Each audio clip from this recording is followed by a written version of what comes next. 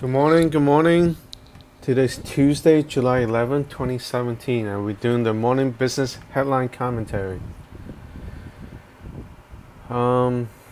Looks like we're trying to find a new bank regulator, and the president seems to be looking into the Wall Street area. That's a good and bad thing, you know.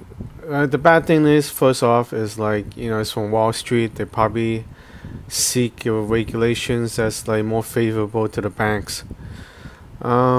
Usually, like Washington, they would seek somebody that's like independent on Wall Street. That would be, you know, have no conflict of interest. In getting somebody to regulate their own Wall Street area. So that's that. Looking at the markets right now, Dow Jones up a little bit, 25. Nasdaq up 15. Europe a little bit mixed. Hang Seng going up a little bit. Crude oil at 44.66. Like I mentioned before, I was dead on about the crude oil prices. I mentioned previously, in a couple of days ago, that crude oil will reach like around 44. So we're here at 44. Where do we go next? I see a strong, well, at least right now, they would stay around this area for a little bit to settle down, to see where it would go. But more importantly, I look into the gold prices. I also mentioned before the reasoning that gold stays above 1,000. It's not quite there anymore. Like, you know, like it was 10 years ago, where people were pushing it to go above 1,000 because it's a safety haven asset and so forth like that, and it has an intrinsic value and it's an industrial metal. Everything was going for the gold back then, but now the economy is out of the recession. The economy is like, you know, running like a little bit 2% plus, which is very big considering the size of the economy in many trillions in the United States. So the economy is good, and the need for gold to be above 2,000 is just not there anymore. So I would say this thing could go, you know, like a medium short term could be around 1,100. Because what is the reasoning that's still staying above 1,000? The economy is good. All the stock prices are going up, where you need funds to take out somewhere into the stock market and so forth like that. So that's my brief opinion on that.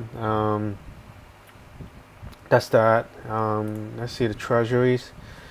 Treasury hanging there, nothing much moving.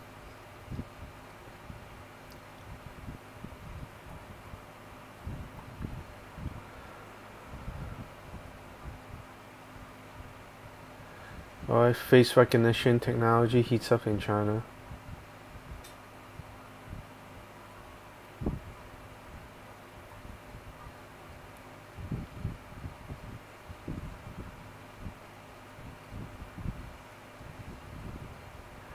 Tesla, you know, readying the Model 3 as it promised. It's rolling out a couple of cars right now. For me, I'm interested in buying like the Model 3 as long as no competition shows up with a comparable model. I wouldn't buy the first year's Model 3. That's just the way I buy cars. They need to work the kinks out usually with these new models, and that's like the first year that they work things out, and the second year where they fix most of the problems. Alright, Snapchat shares fall below IPO price, so that's that. Have to see how they execute on the revenue models.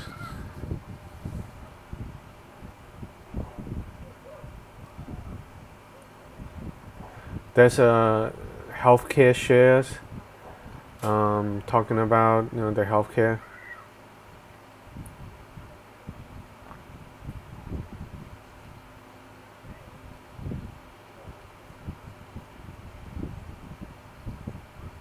Alright, home prices rebound, house banks dodge loan mess. That's not bad. Alright, let's go to Bloomberg.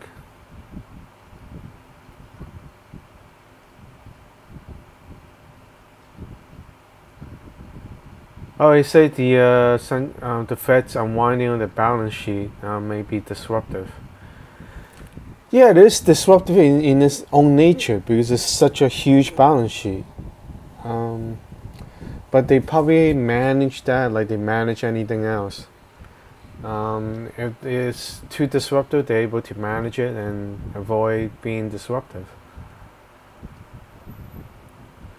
Okay, another like a marketing ploy by the cryptocurrency. You know, the whole idea about cryptocurrency is they try to push you into buying it, where you actually give them real US dollar money to a computer file, somebody else's computer file. So my idea about cryptocurrency is right now Bitcoin and all the other ones are still beta versions. They have a lot of vulnerabilities, and periodically these guys stockpile these vulnerabilities and steal value once in a while, like you just saw a couple of weeks ago in the news. So I wouldn't do Bitcoin or anything else because I don't own it. Of course, if I own it, my opinion would change. So cryptocurrency is just like making value out of nothing.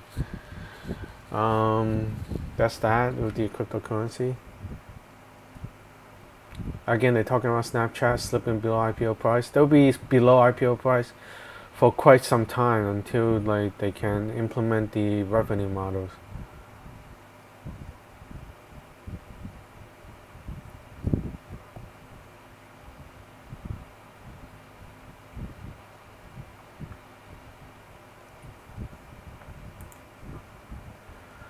All right.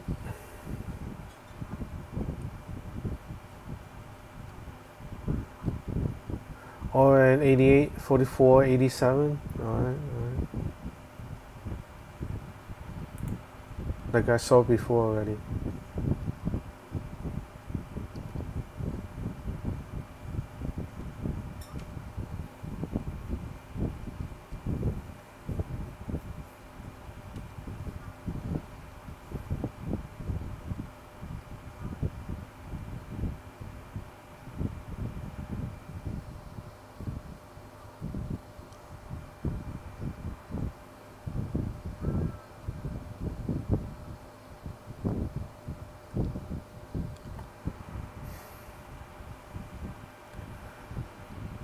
Amazon Prime Day. I was looking forward to Amazon Prime Day, but I noticed like the stuff that I buy, especially like technology stuff, they raise the prices beforehand and then discount, and basically there's no discount.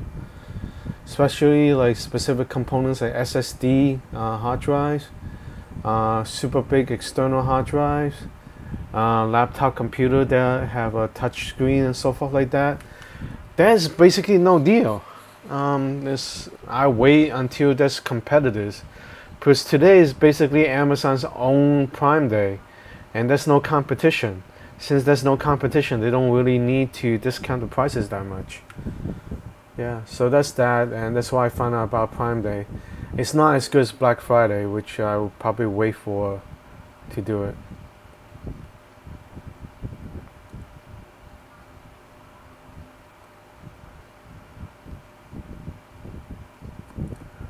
All right.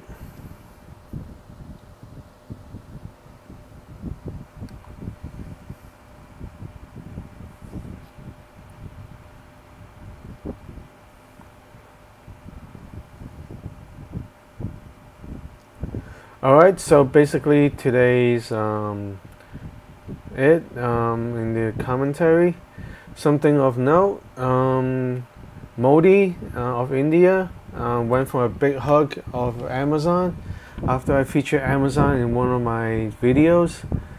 More recently, the company called Funimation that owns Dragon Ball became a takeover target because I featured Goku and Gohan in my eating videos. I have Chinese business investors, followers, and recently they bought out the Germany's robotics firm after I featured these robotics arms building supercars in my supercar videos listed below. Other things, I featured McDonald's last year in one of my videos, and now it's an all-time high. And I also featured Tesla in one of my videos, and it's now an all-time high, near the all-time high, above $300 a share. Alright, that's that for this Tuesday, July 11, 2017, and happy trading.